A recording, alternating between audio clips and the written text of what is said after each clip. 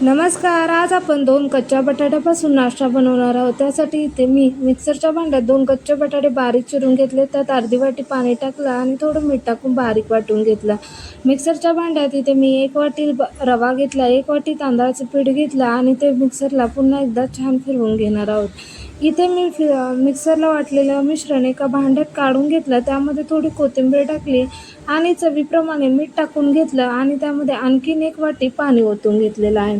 इथे आपण चटणी बनवणार आहोत. त्यासाठी कढईत तेल टाकून 7-8 लसणाच्या पाकळ्या, 3 मध्यम आकाराचे टोमॅटो, 2 चमचे पांढरे तीळ आणि 1 चमचा काश्मीरी मिरची पावडर टाकून मिक्सरला चटणी बनवणार आहोत. त्यात थोडंसं मीठ टाकलं आणि थोडी कोथिंबीर टाकली.